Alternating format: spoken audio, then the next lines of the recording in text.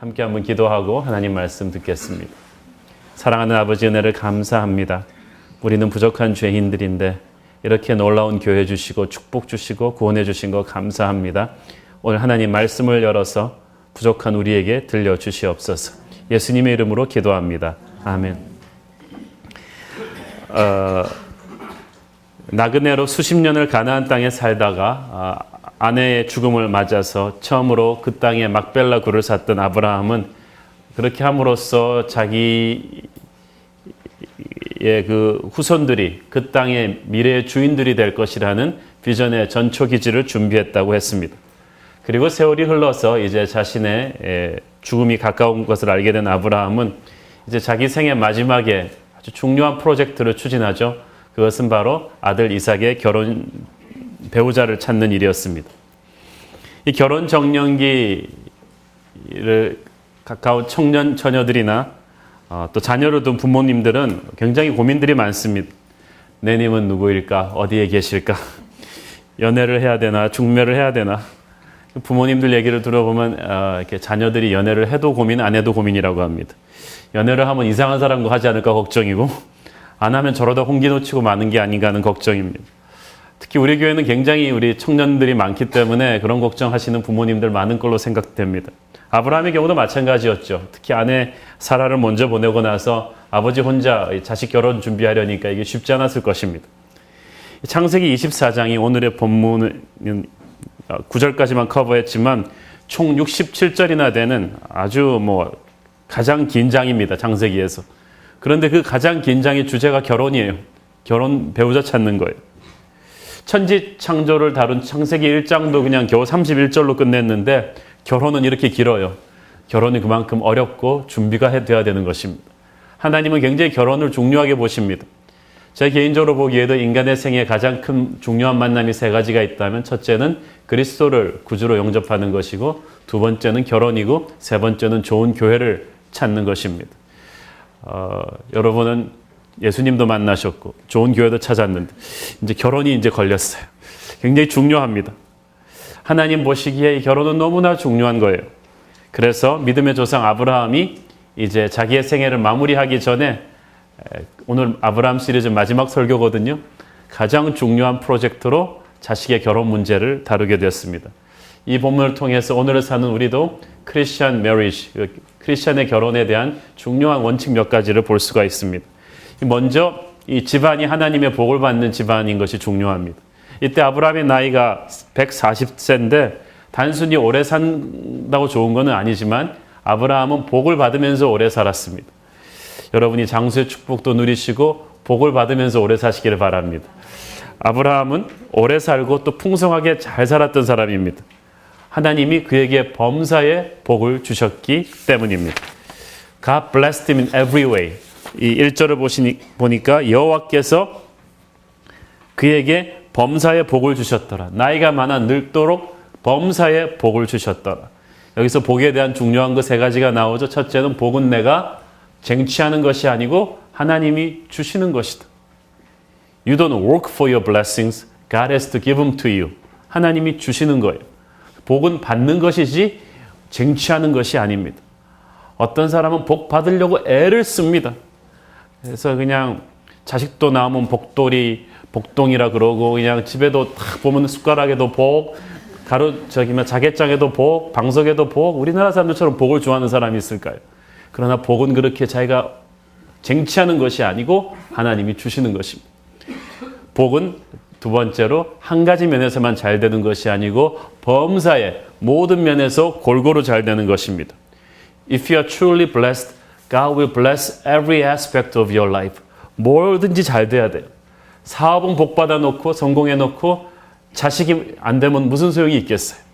몸은 건강한데 그 건강한 몸으로 죄를 지으면 무슨 소용이 있겠어요? 아브라함은 인생 자체가 복이에요.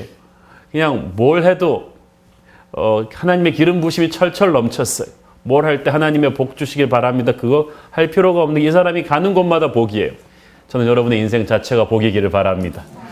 아멘한 분들에게만 그 축복이 임하길 바랍니다. 제가 항상 그러잖아요. 결정적인 타이밍에 아멘을 따라 해야 된다. 시편 1장 3절 말씀 시작. 그는 시냇가에 심은 나무가 철을 따라 열매를 맺으며 그 잎사귀가 마르지 아니함 같으니 그가 하는 모든 일이 다 형통하리로다.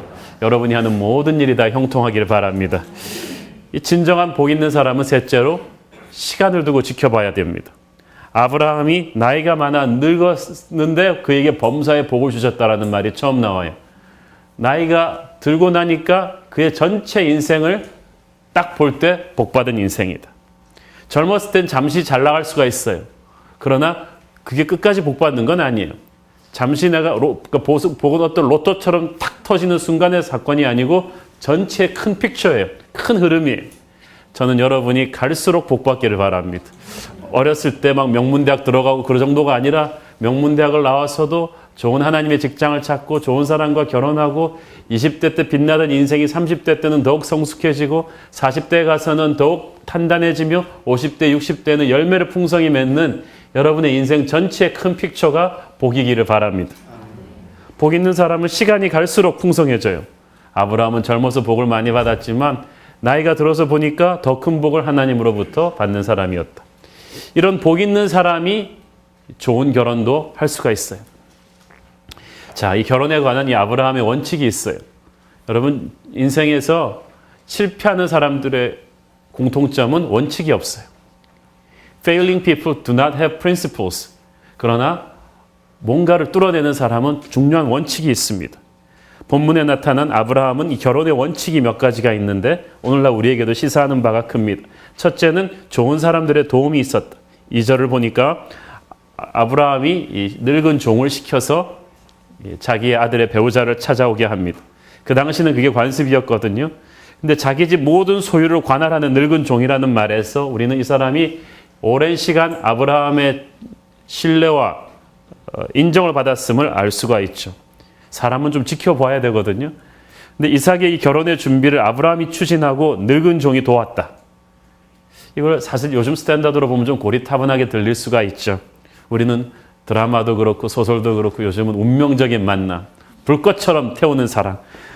결혼은 당사자들이 좋아서 하는 게 아니냐고 합니다. 그러나 결혼해서 살아온 사람들의 이야기를 쭉 들어보시면 결혼은 산을 가고 싶으면 그 산을 먼저 가본 사람의 얘기를 들어보면 참고가 됩니다. 고리타분하다고 하지 말고 저는 항상 10년, 20년을 먼저 산 사람들을 여러분이 많이 한번 살펴보세요. 결혼은 신랑 신부 두 사람의 인생에만 영향을 미치는 게 아니에요. 주위 모든 가족들과 이웃과 친지와 직장 동료들과 자식들에게까지 파장을 미치게 되기 때문에 그 영향이 커요. 그래서 믿음의 부모가 기도로 준비해야 되고요.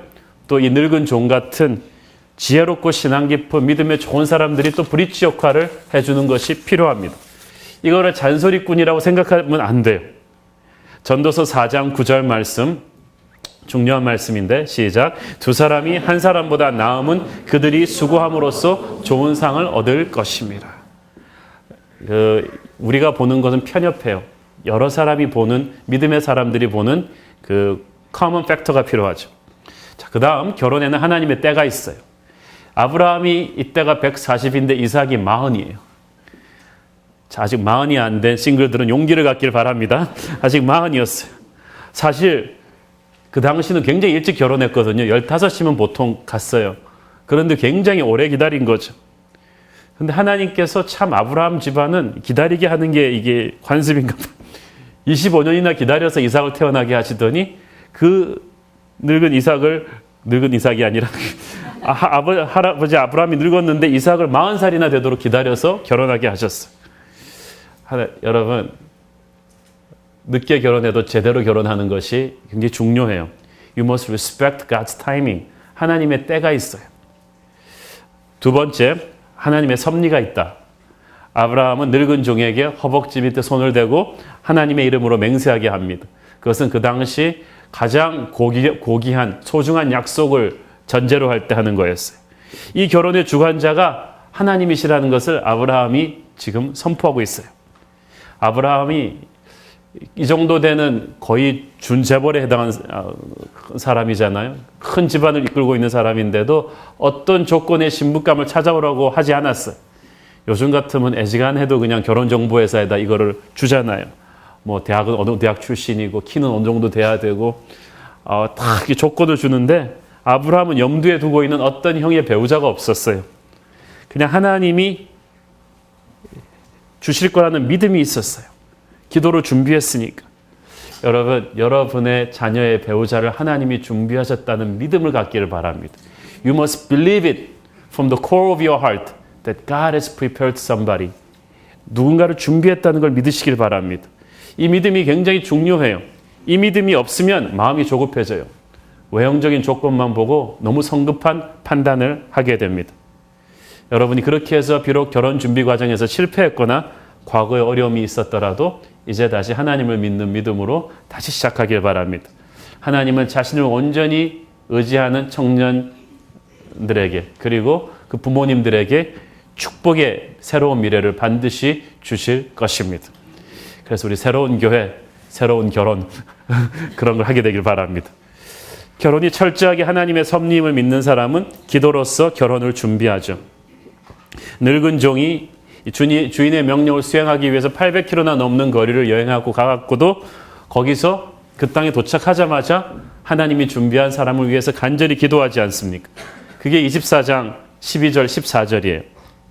거기서 보면은 늙은 종이 아주 간절히 붙들고 기도를 하는데 우리는 기도가 준비되지 않는 결혼이 얼마나 위험한 것인가를 명심을 해야 됩니다. 24장 12절 14절 같이 읽겠습니다. 시작.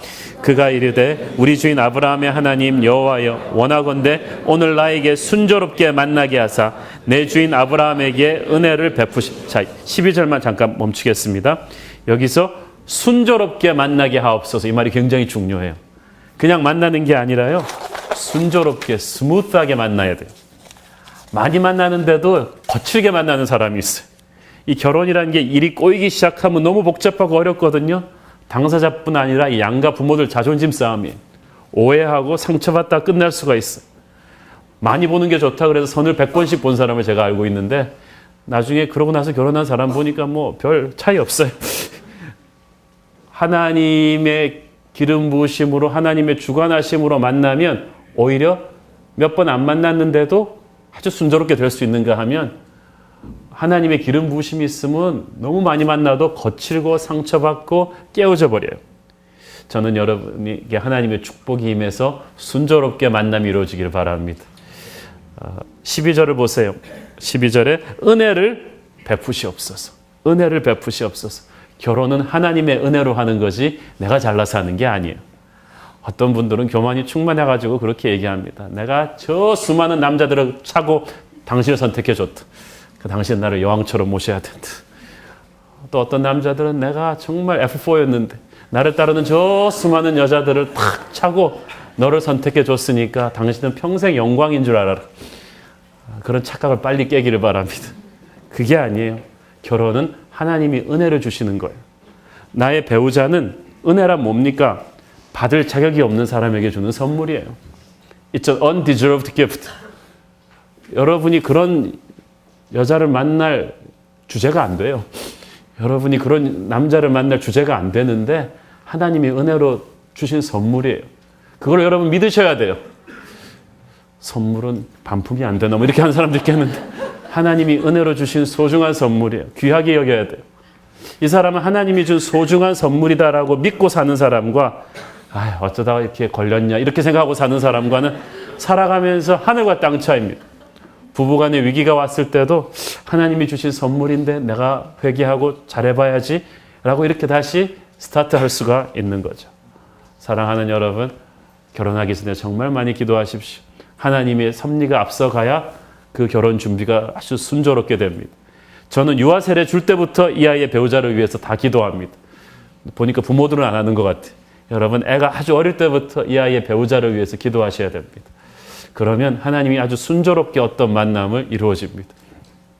세 번째, 가나안의 딸들을 피하라. 3절 하반부를 보세요. 너는 내가 거주하는 이 지방 가나안 족속의 딸 중에서 내 아들을 위하여 신부를 택하지 마라. 그렇죠. 이게 굉장히 중요해요. 무엇을 해야 하는지를 알려면 무엇을 하지 말아야 하는지가 분명해야 됩니다. 여러분이 만난 어떤 분야에 성공하는 사람들인지 보면 무엇을 안 해야 하는지가 분명해요. 무엇을 안 해야 하는지를 알기 때문에 다른 모든 걸 시도해 볼 수가 있죠. 아브라함은 가나안 족속의 딸은 절대 안 된다. 이거 국제 결혼을 반대하는 게 아니고 영적인 시각에서 봐야 돼요. 하나님을 모르는 사람들과 해서는 안 된다는 거예요. 수십 년간 가나안 땅에서 아브라함은 살았어요. 친해요. 거기서 돈도 벌었어요. 그러나 우리는 세상 속에 있지만 세상과 함께 될 수는 없는 그런 존재 아닙니까?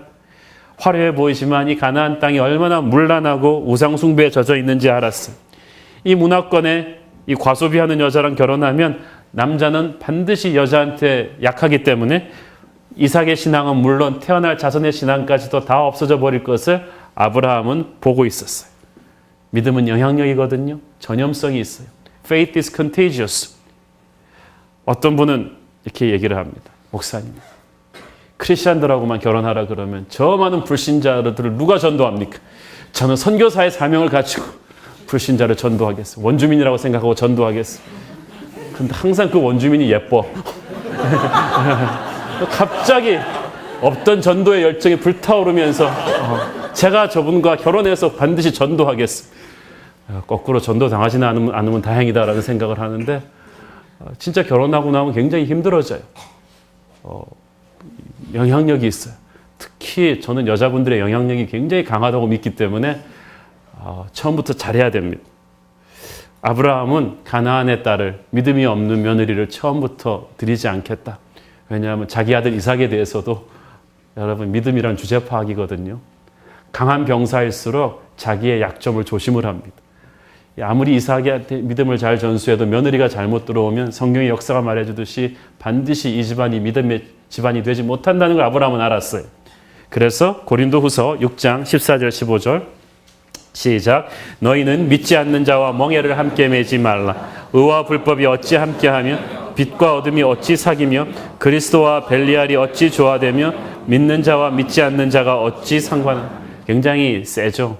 하나님은 잃어버린 영혼들을 사랑하세요. 그렇지만 이 결혼 문제에 대해서는 아주 칼같습니다. 그러면 이 사람들도 어디 가서 찾습니까? 예수 안 믿는 청년들이 많은.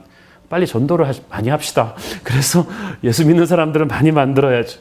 이게 쉽지 않은 일이니까 아브라함이 800km나 넘는 그 먼 데까지 이 종을 보낸 거 아니겠어요? 얼마나 예수 믿는 사람을 찾기 어려웠으면 그랬겠어요. 사실 주위의 가나안 족속의 딸 중에 며느리 찾는 게 인간적으로는 제일 쉽죠.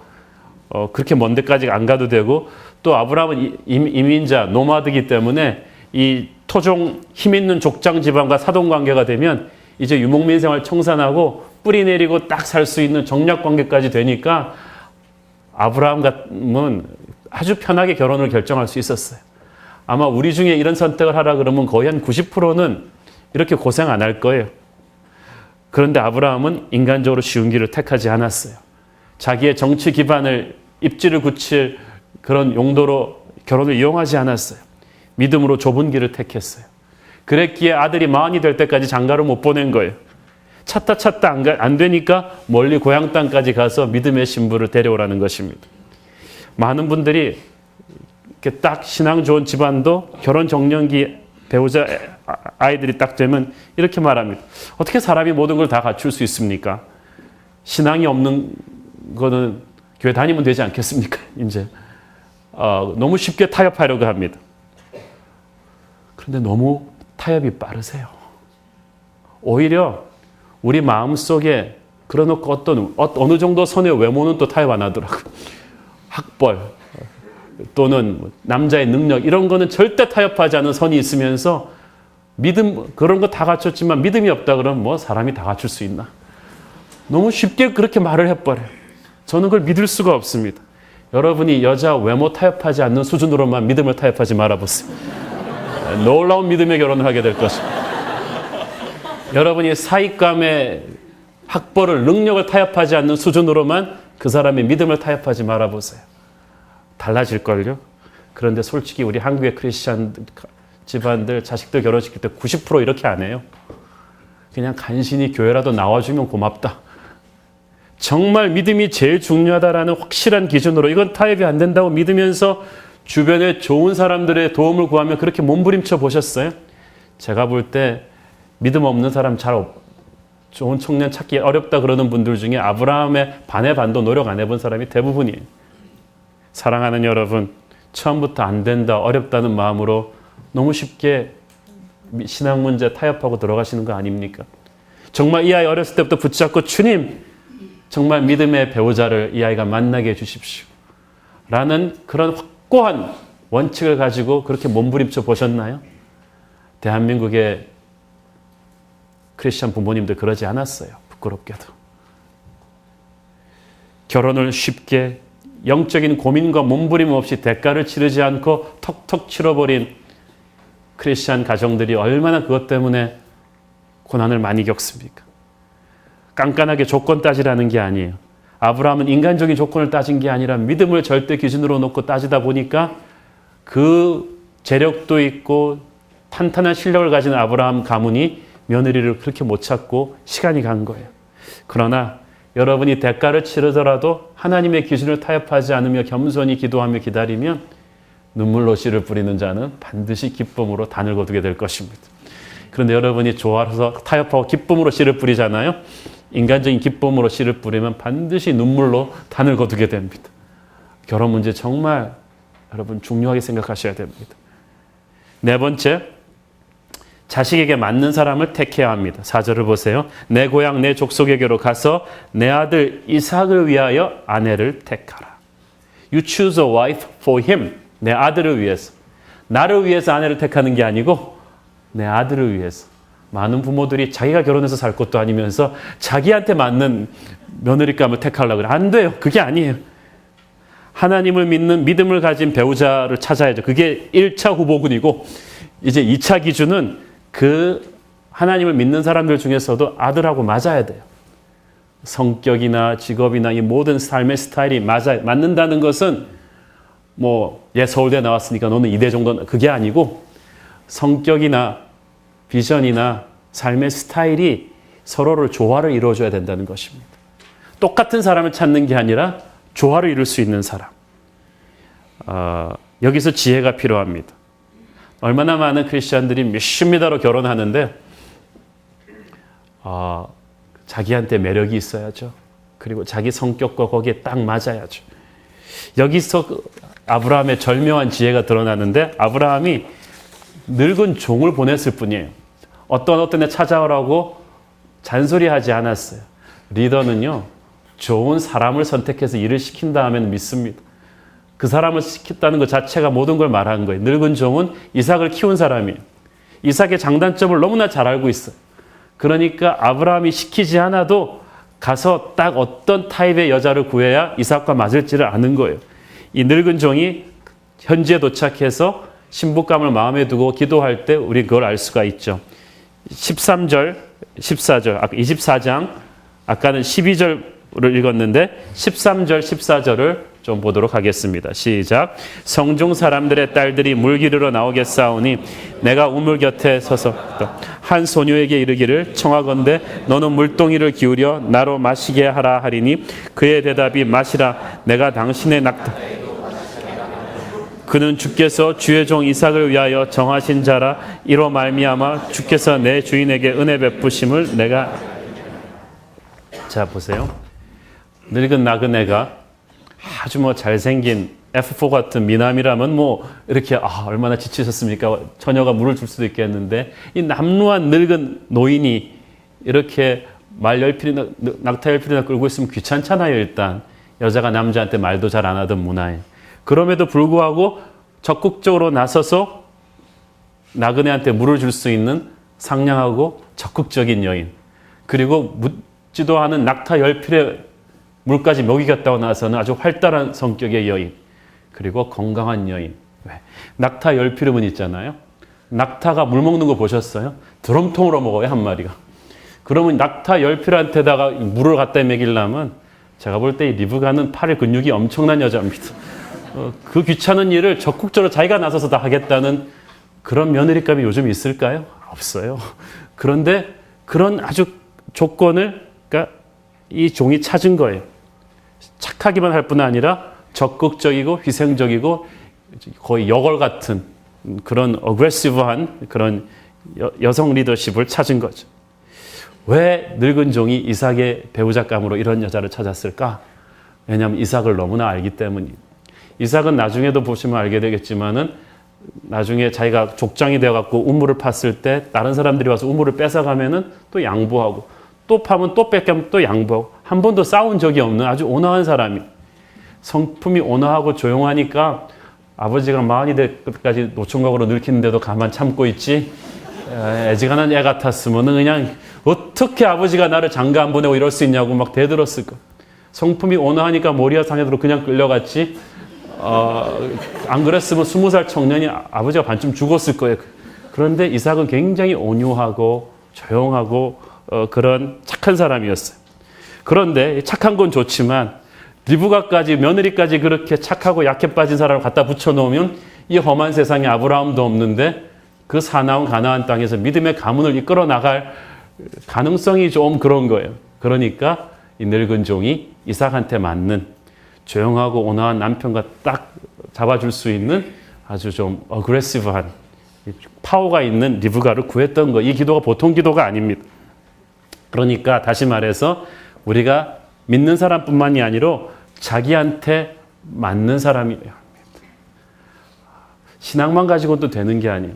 제가 아는 목사님도 이렇게 선을 보는데 선보러 나온 그 자매님이 생명의 삶을 들고 나왔더래요. 큐티 같이 하자고. 그 얼마나 충격받았게. 자기 하루 종일 교회에서 생명의 삶 강의하다 왔는데 그래가지고 우린 영화 보러 갔으면 좋겠다, 데이트를. 근데 또 어떤 분은 또 목회자 사모되니까 데이트하는 과정이 완전히 부름받아 나서니면 어디까지 가오리다 그러면서 선교시 헌신하듯이 자기한테 뛰어들더라는 거죠. 그것도 노땡큐죠. 왜냐하면은 우리는 믿음은 좋은 것이고 그 안에서 서로 사랑해야 돼요. 자기한테 맞아야 돼요. 모든 스타일이. 그렇잖아요. 그래서 창세기 2장 18절을 보면 하나님께서 아담에게 이불을 짝지어 주실 때 내가 그를 위하여 돕는 배필을 지어줄 것이다. I'll find a helper who is suitable for him. 그를 보완시켜 줄 수 있는 짝을 찾겠다 하는 거예요. 자, 똑같은 사람이 아니라 수준을 맞추자는 게 아니고 맞는 사람이어야 됩니다. 하나님이 주는 분은 우리와 다르지만 우리를 보완해 줄 수 있는 사람이에요.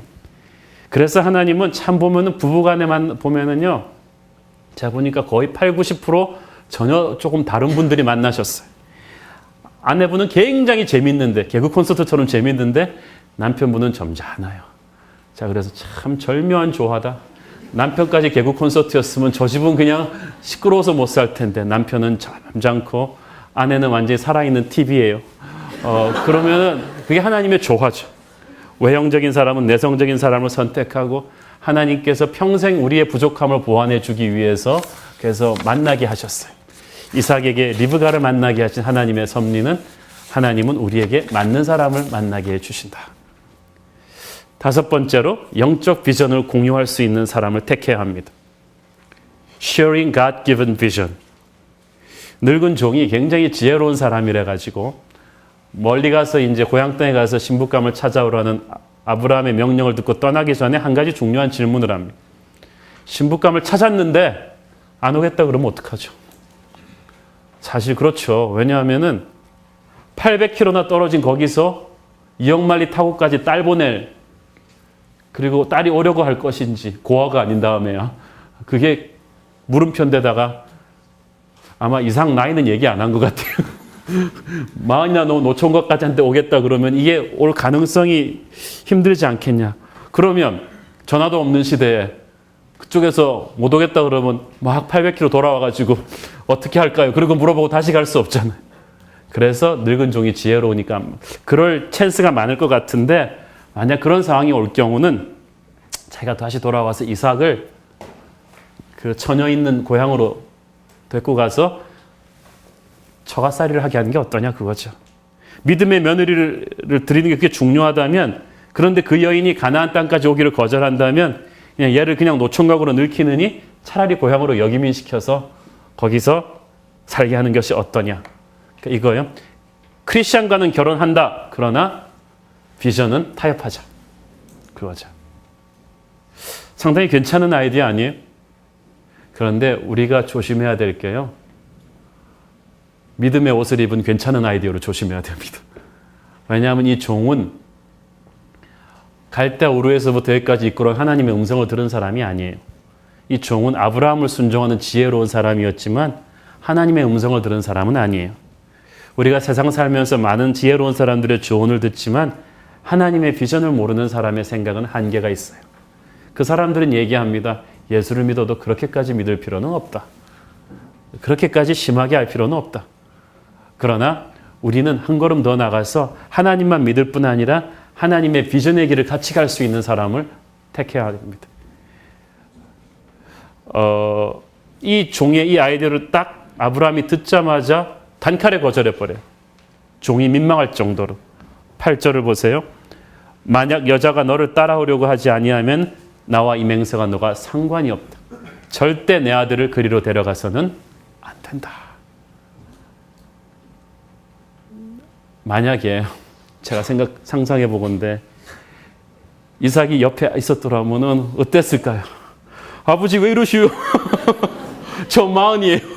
아버지는 2번이나 장가 가놓고 나 아직 한 번도 장가 못 갔는데 처가살이 해도 좋으니까 나를 보내달라고 막 그랬을 것 같아요. 이삭이 착하니까 가만히 있었지.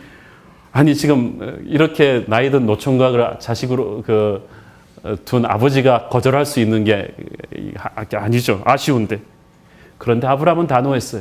믿음의 딸을 찾아라. 그리고 그 딸은 반드시 800km를 여행해서 이 약속의 땅으로 와야 한다. 자, 여러분, 왜 아브라함에게 고집을 부렸을까요?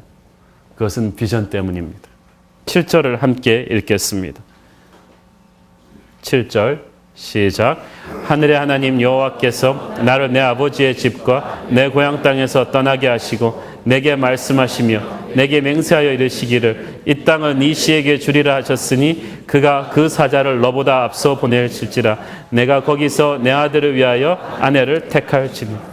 아브라함은 무슨 일을 하든지 하나님이 자기에게 주셨던 그 비전을 스탠다드로 해서 다 평가했어요.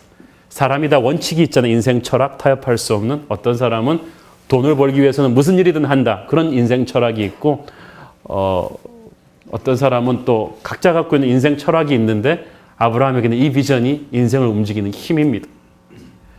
세상 기업도 보면요. 철학이 있어요. 디즈니 같은 경우는 고객을 행복하게 해준다가 철학이에요. 그래서 거기서 직원들이 찡그리고 있거나 그러면 즉시로 해고됩니다. 너는 고객을 행복하게 해주지 않았다. 그런데 아브라함도 움직일 수 없는 비전이 있었어요. 인생 철학이에요. 그래서 이삭이 결혼하는 것은 이 하나님 주신 비전을 파기하기 위해서가 아니라 완성하기 위해서 했는데 어찌 결혼 때문에 약속의 땅을 포기하겠습니까? 지난주에 보았듯이 사랑하는 아내 사라도 이 이역만리 타국에 묻으면서 미래의 비전의 전초기조를 준비했는데 이삭의 결혼도 마찬가지죠. 그러니까 이 결혼은 아브라함에게 있어서 아들의 결혼은 단순히 사랑의 스토리, 연을 맺는 것이 아니고 하나님의 나라의 미래가 관련된 엄청나게 중요한 이슈였어요. 비전에 동참할 각오가 되어 있느냐 없느냐 그게 마지막 기준이에요. 여러분 이게 굉장히 중요합니다. 크리스찬의 결혼 중요한데요. 약속의 땅은 떠나면 안 돼요. 하나님이 주신 비전을 포기할 수는 없어요. 그건 단순히 두 사람의 사랑 문제가 아니고 우리 각자를 향해 갖고 계신 하나님의 놀라운 비전에 운명이 걸린 문제거든요. 결혼하고 싶은 사람이 있으면요. 서로 사랑 얘기를 하면서 비전 얘기를 많이 하십시오. 비전을 함께 공유할 수 없다면 그는 하나님이 주신 사람이 아닙니다. 여러분이 아무리 사랑해도 초창기 한국 땅의 의료선교에 큰 공헌을 세웠던 존 헤로는 미국 테네시 대학을 거의 의과대학을 수석 졸업한 천재입니다. 그가 너무 성적이 좋아서 담당 의과대학 교수가 너는 졸업하자마자 테녀를 주겠다. 그리고 우리 의과대학에 남아서 너는 그 후배들을 양성하는 교수가 되어달라. 그리고 자기의 딸이 헤론과 약혼을 하게 됐어요. 사랑해가지고. 그런데 이 존 헤론의 가슴에 의사 공부를 시작할 때부터 선교에 대한 꿈이 있었고 아직 중국 교회는 들어본 적도 없는 가난하고 척박한 땅 조선에 대한 하나님의 꿈이 있었어요. 그 조선 땅으로 의사가 되는 즉시 선교사로 가겠다는 꿈이 있었는데 그걸 놓을 수가 없는 거예요. 그래서 자기가 정말 사랑했던 그 의과대학 교수님의 딸의 해리어트에게 그 얘기를 합니다. 난 당신을 향한 나의 사랑은 아무도 퀘션할 수가 없는 것이다. 정말 사랑하지만 하나님은 내게 준 비전이 있다. 저 촉박한 조선 땅에 나는 선교사로 가야 되는데 당신이 여기를 갈 수 있는, 만약에 당신이 함께 갈 수 없다면 Our love was never meant to be in heaven. 하늘나라에서 우리의 사랑을 예비하신 것이 아닐 것이다. 그렇게 마지막 인사를 약혼녀에게 했습니다. 놀라 기절초풍한 약혼녀가 며칠을 끙끙하다가 기도 끝에 남편을 따라가기로 했어요. 그렇게 해서 존 헤론 부부가 한국에 와서 알렌과 함께 한국의 그 가난하던 그 한양에서 수많은 나병 환자들과 병자들을 치료하는 의료 선교사가 된 거예요. 그리고 헤론은 한국에 온 지 10년도 못 돼서 토질병을 얻어서 먼저 죽습니다. 그런데 죽으면서까지 그는 아내에게 말합니다. 사랑하는 아내 해리엇, 우리의 결혼을 한국으로 조선으로 온 것을 후회하지 마라. 하나님은 이 땅을 사랑했고 당신을 사랑했고 나를 사랑했다. 우리의 사랑과 우리의 비전은 영원하다. 그리고 마지막 숨을 이 조선 땅에서 거둡니다. 사랑하는 여러분, 사랑과 비전은 함께 갈 수 없다. 저는 그 말을 믿지 않습니다. 하나님이 만약에 정말로 그 사람을 여러분에게 주었다면 그 비전의 길을 여러분은 같이 갈 수 있어야 됩니다. 7절에 보니까 아브라함은 하나님이 그의 사자를 너의 앞서 보내실 것이라 그러면서 두려움에 떠는 늙은 종을 격려합니다. 이 늙은 종은 믿음이 없으니까 자꾸 부정적인 가능성들로 생각이 메워지는 거예요. 그러나 아브라함은 믿음이 있어요. 하나님의 사자가 먼저 가서 네 길을 준비할 거라는 확신이 있어요. 사랑하는 여러분, 아무리 상황이 힘들어도 하나님이 먼저 가셔서 준비한다는 확신을 가지시기를 바랍니다. 만약 여자가 따라오기를 거절하면, 그런 영적 이해력과 결단이 없다면, 비전을 공유할 수 없다면 포기해라. 모든 걸 백지 상태로 돌려도 좋다. 제가 보니까 이게 나이 40이 넘은 노총각을 아들로 둔 아버지가 할 말이 아니에요. 이것은 믿음의 조상이 하는 말이에요. 어떻게 아브라함이 이럴 수 있었을까? 그가 모리아산에서 이삭을 포기해봤기 때문에 그래요. 큰 걸 포기해본 사람은 그 다음부터는 다른 모든 것이 괜찮습니다. 제자 훈련이라니요, 큰 걸 포기해보는 훈련이에요. 사실 영적인 훈련도 처음부터 세게 받는 게 좋아요. 저희 어머님 같은 경우는 15살에 예수님 믿었는데 자기는 그냥 그때부터 새벽기도 가는 건 줄 알았대. 그 추운 겨울에 한 시간씩 걸어서 새벽기도 가는 그 어린 처녀가 그 추운 겨울 가면서 이게 그냥 그렇게 하는 건 줄 알았대. 그러고 나니까 세상에 어려운 게 없더라는 거죠. 명성교회 김삼환 목사님이 그러더라고요. 새벽기도만 교인들한테 훈련을 시켜놓으면 11조 얘기할 것도 없고 전도하라는 얘기할 것도 없고 성경 읽으라는 얘기할 것도 없대요. 다른 모든 건 다 한대요. 처음에 훈련이 그걸 뚫으면 나머지는 다 간다는 거예요. 아브라함도 보니까 처음에 모리아산에서 이삭을 드리는 그 믿음의 결단을 하고 나니까 다른 인생의 위기가 올 때마다 이 사람은 분명해요. 하나님의 선을 딱 긋습니다. 하나님이 주는 마지막 바텀 라인을 긋는 사람은 인생이 아주 깔끔해집니다. 그게 오히려 쉬워져요. 하나님이 주는 절대선을 못 그으니까 갈등이 많은 거지, 이걸 긋고 나면 그 다음부터 쉬워져요. 사랑하는 여러분, 하나님의 뜻이 아니라는 판단이 서면 갈등 없이 포기하기를 바랍니다. 아무리 상대 조건이 좋다 할지라도요, 그거 다 신기루예요. 그 사람에게 쌓인 정도 포기하세요. 사랑해서는 안 될 사람을 사랑하는 진짜 죄예요. 빨리 포기해야 돼요. 하나님의 뜻이 아니면 놓을 줄 알아야 하나님이 더 큰 축복을 안겨주실 거예요. 마지막으로 신부 자신의 결단이 있어야 됩니다. 아브라함의 늙은 종이 리브가의 부모들에게 아브라함의 청혼을 전달하고 하나님의 섭리를 설명하니까 부모의 마음이 활짝 열렸죠.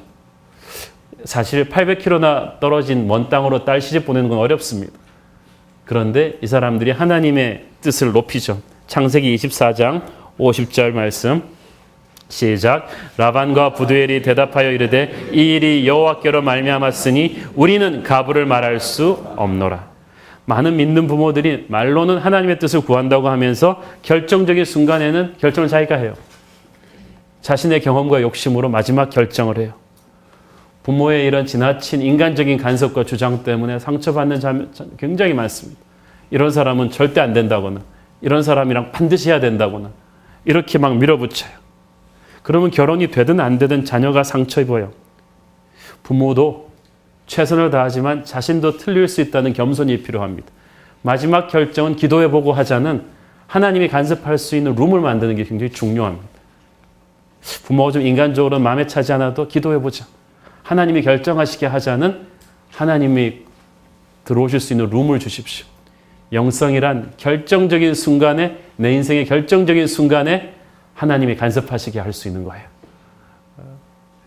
둘째로, 그리고 리브가의 부모들은 최종 결정을 딸에게 맡기잖아요. 24장 58절 시작. 리브가를 불러 그에게 이르되 내가 이 사람과 함께 가려느냐? 그가 대답하되 가겠. 딸 가진 부모 얼마나 섭섭했겠어요. 우리 딸이 이러면 섭섭할 것 같아. 아버지 안 돼요. 제가 아버지를 떠나 어디로 가리까? 갈 때 가더라도 한번 그렇게 말이라도 해줬으면 고맙겠는데 리브가는 갈등 없이 가겠다는 걸. 자, 보세요. 부모가 기도하고 준비하지만 결정을 자녀가 할 수 있는 룸을 줘야 됩니다. 그리고 자녀가 성숙한 결정을 할 수 있을 거라는 믿음을 가져야 돼요.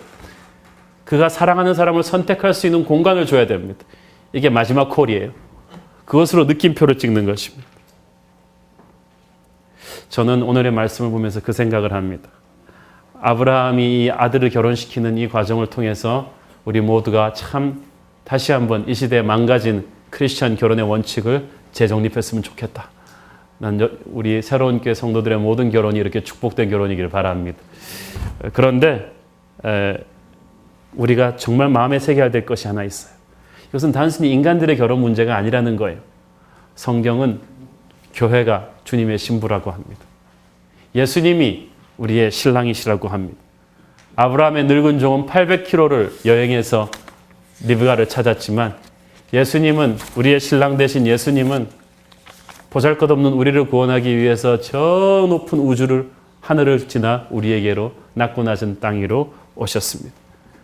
그리고 자신의 생명을 버리는 엄청난 대가를 치르셨습니다. 우리는 신랑 예수님의 그런 사랑을 받은 존재입니다. 심슨 부인은 미국의 보잘것없는 이혼녀였지만 영국의 에드워드 황태자의 사랑을 받는 그 순간부터 전 세계의 부러움을 받는 존재가 됐어요. 그 남자의 사랑, 왕자의 사랑을 받았다는 사실 하나로 그 여자의 모든 과거의 수치와 치욕은 순식간에 사라져버리고 스팟라이트를 받는 사람이 됐어요. 우리는 보잘것없는 존재고 우울증에 빠져있고 절망을 걸었던 존재이지만 예수님이 우리의 이름을 불러주던 그 순간부터 우리는 가장 소중하고 고귀한 존재가 된 것을 믿으시길 바랍니다. 우리가 주님의 신부가 되었다. 어저께 우리가 자존감 강의 들었는데 이보다 더 충만한 자존감이 어디 있겠습니까? 그리고 우리가 예수님을 믿기로 결정하는 것은 리브가가 이삭을 딸아가 결혼하기로 결정하는 것과 똑같아요. 다 알고 시작하는 게 아니에요. 리브가는 800km 밖에 있는 이삭이 정확하게 어떻게 생겼는지, 그 땅이 어떤 땅인지 모르지만 어떤 하나님이 주신 믿음으로 시작한 거예요. 우리도 믿음으로 예수님을 따르기로 결단해요. 믿음으로 따라갔더니 살면 살수록 좋아지는 거예요.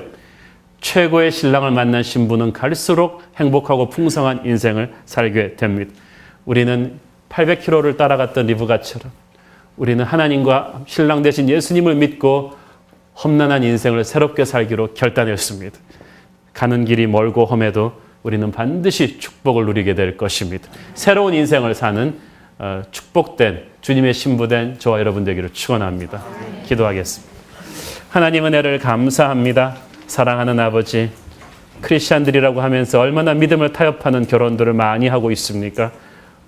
결혼 당사자들이나 부모들이나 정말 오늘의 말씀에 입각해서 정말 하나님의 영이 충만한 믿음의 결혼을 하게 하여 주시옵소서.